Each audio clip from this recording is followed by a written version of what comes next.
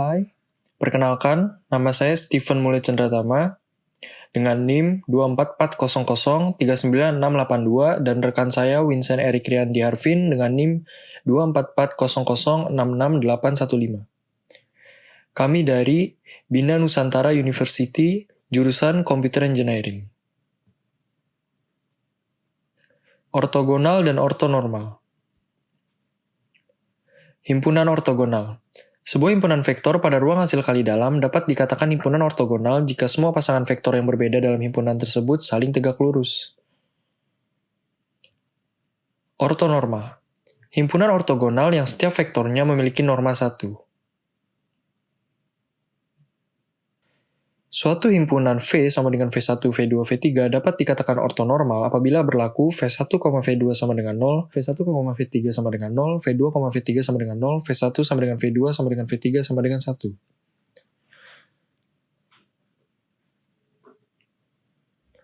Setiap himpunan ortogonal yang memuat faktor tak nol dapat dikonversi menjadi himpunan ortonormal dengan cara menormalisasikan setiap vektornya. Proses normalisasi suatu vektor tak nol dilakukan dengan cara mengalihkan vektor tersebut dengan resiprok normanya untuk menghasilkan vektor baru dengan norma 1. Rumus penormalan atau normalisasi adalah sebagai berikut. Jika S sama dengan V1, V2, Vn adalah suatu basis ortonormal untuk satu ruang hasil kali dalam V dan U adalah sembarang vektor di V, maka rumus berikutlah yang berlaku. Jika S adalah sebuah basis ortonormal untuk sebuah ruang hasil kali dalam berdimensi N, dan jika US dan UV seperti berikut, maka rumus yang akan digunakan adalah sebagai berikut. Himpunan ortonormal di suatu ruang hasil kali dalam V jika W adalah ruang yang direntang oleh V1, V2, dan Vn, maka setiap vektor U sampai V bisa dinyatakan dalam bentuk berikut dengan W1 sampai W dan W2 ortogonal terhadap W, dan dapat disimpulkan sebagai berikut.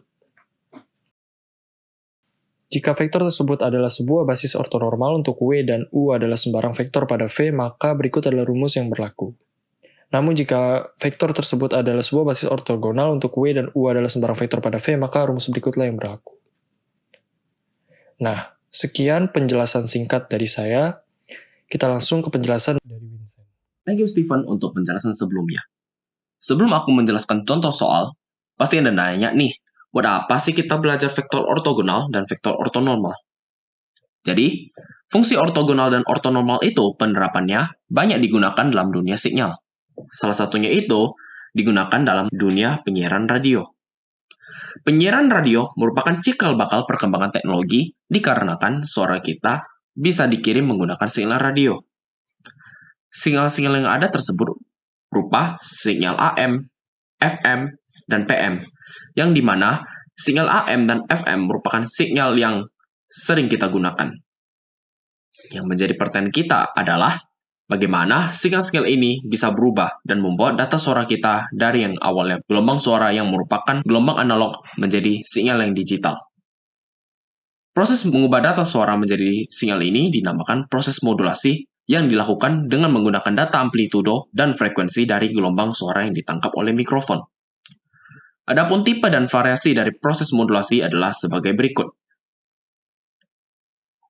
Tenang saja, hal ini kita tidak akan bahas. Namun, bagaimana penerapan ortogonal dan ortonormal dalam proses modulasi adalah hal yang kita ingin ketahui. Perlu kita tahu bahwa pada saat sinyal sudah dimodulasi, proses selanjutnya adalah proses pengiriman sinyal yang dinamakan proses transmisi. Proses transmisi ini menggunakan konsep ruang sinyal yang bisa digunakan untuk merepresentasikan suatu kelompok sinyal dalam bentuk persamaan vektor ortonormal yang dimana persamaan ini sudah pasti ortogonal. Jikalau vektor-vektor yang ada tidak dalam bentuk ortogonal, maka akan diortogonalkan menggunakan algoritma Gram-Schmidt, di mana proses algoritma Gram-Schmidt ini digunakan dalam proses modulasi sebelum ditransmisikan. Algoritma Gram-Schmidt ini sudah menjadi fondasi utama untuk semua jenis modulasi yang digunakan dalam dunia digital ini. Nah, sudah jelaskan aplikasinya? Sekarang, di bawah ini terdapat kumpulan-kumpulan vektor yang ada. Tugas kita sekarang adalah untuk memastikan bahwa kelompok vektor di sini adalah ortogonal sehingga kita dapat membuat persamaan vektor ortonormal yang dapat digunakan untuk memproses sinyal. Kumpulan vektor tersebut akan kami rangkum ke dalam bentuk soal di bawah agar kita mendapatkan gambaran seperti apa soal di bab ortogonal dan ortonormal. Oke, jadi seperti yang kita bisa lihat di atas. Kita beri tanda dulu, yaitu vektor V1 sama dengan 1, 1, 1, vektor V2 sama dengan 0, 1, 1, dan vektor V3 sama dengan 0, 0, 1. Setelah itu, sesuai dengan perintah soal, kita langsung saja mengecek vektor tersebut apakah vektor tersebut saling ortogonal atau tidak. Langsung saja, kita ingat bahwa masing-masing hasil perkalian dot dari setiap vektor tersebut harus sama dengan 0. Kita masukkan perkalian V1 dan V2, dan hasil dari perkalian vektor tersebut adalah 2. Kemudian, kita lanjutkan untuk perkalian V2 dan V3. Kita mendapatkan bahwa hasil akhir tersebut sama dengan 1. Kita kemudian cek lagi untuk V1 dan V3. Langsung masukkan perkaliannya, dan kita dapatkan hasilnya sama dengan 1. Perhatikan, untuk semua perkalian dot dari vektor tersebut, hasilnya tidak sama dengan 0. Maka dari itu, kita bisa membuat konklusi bahwa kelompok di atas bukan kelompok vektor yang saling ortogonal.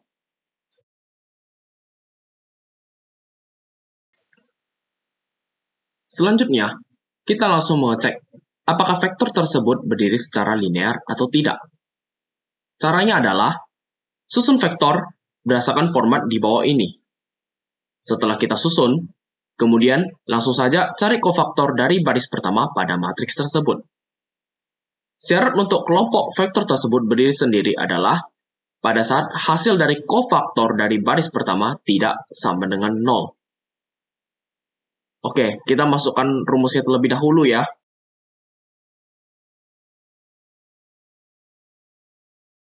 Di rumus ini terdapat A dan K. A merupakan angka yang terletak pada posisi yang sudah ditentukan, dan K merupakan kofaktor dari posisi tersebut yang dapat dicari dengan mencari determinan dari baris dan kolom yang ditutupi. Oke, langsung saja kita demonstrasikan. A di sini adalah 1. Untuk mencari K-nya, kita tutup dengan tinta warna hijau. Terus, kita masukkan saja angka yang tidak ditutupi oleh tinta warna hijau tersebut. Kemudian, kita ulangi lagi seterusnya.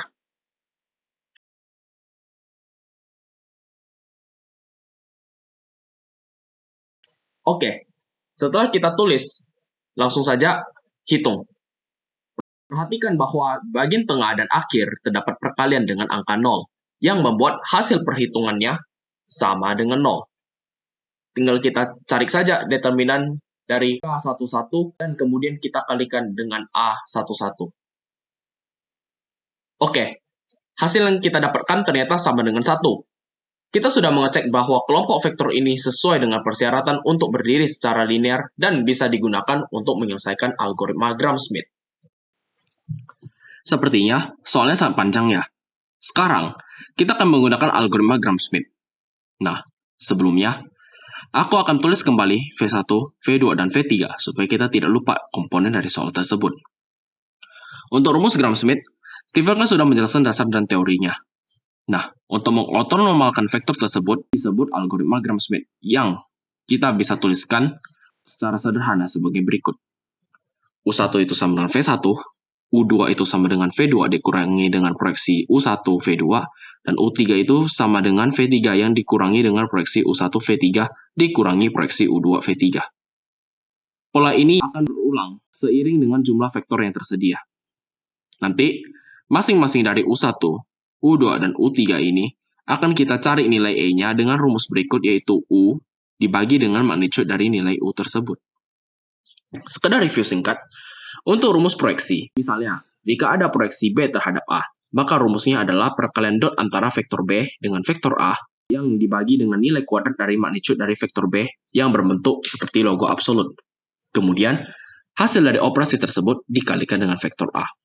Tidak usah khawatir.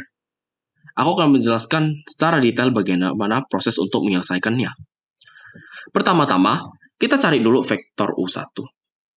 Langsung saja, karena U1 di algoritma Gram-Schmidt itu sama dengan V1, maka kita langsung akan mendapatkan U1 sama dengan 1, 1, 1. Untuk E1, kita akan langsung saja selesaikan dengan memasukkan rumusnya.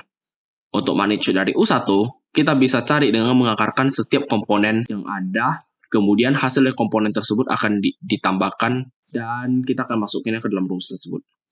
Voila, E1 sudah kita dapatkan, yaitu 1 per akar 3, 1 per akar 3, 1 per akar 3.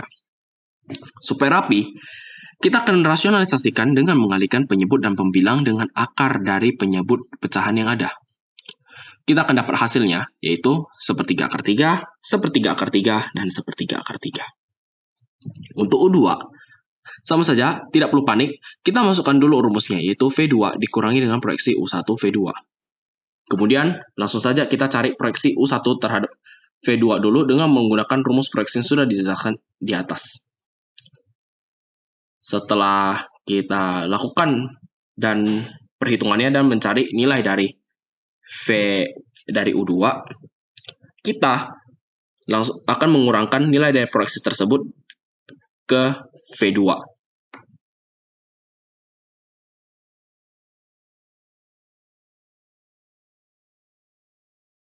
Maka kita akan mendapatkan nilai U2 yaitu min 2 per 3, 1 per 3, 1 per 3. Setelah mendapatkan nilai U2, langkah selanjutnya adalah mencari nilai E2 dengan melakukan cara yang sama, yaitu nilai U2 dibagi dengan nilai magnitude dari U2.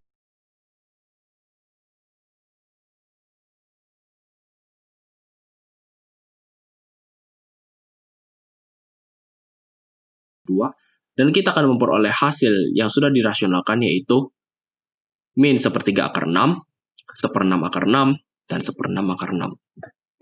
Untuk U3, kali ini akan lebih panjang, tapi tenang saja, pengerjaannya sama kok. Kita masukkan rumusnya, yaitu V3 dikurang dengan proyeksi U1 V3 dikurangi dengan proyeksi U2 V3. Kita selesaikan dulu masing-masing perhitungan proyeksi yang ada.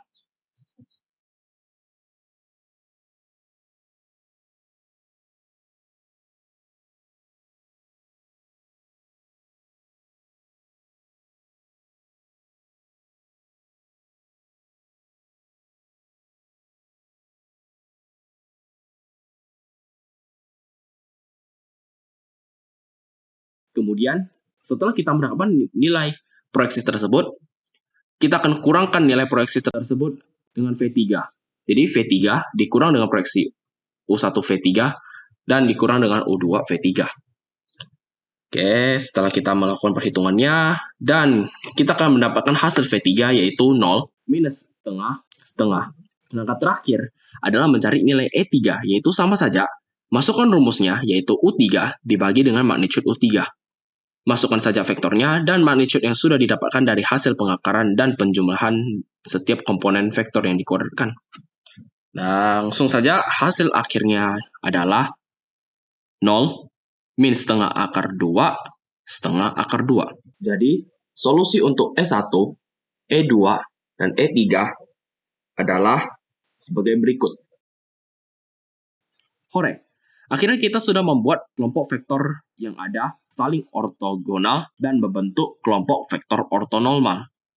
Vektor-vektor ini sudah siap dan layak digunakan dalam transmisi sinyal radio. Oke, kembali ke Stephen. Sekian video penjelasan dari kami. Jangan lupa di like, komen, dan subscribe. Semoga video ini bermanfaat. Terima kasih.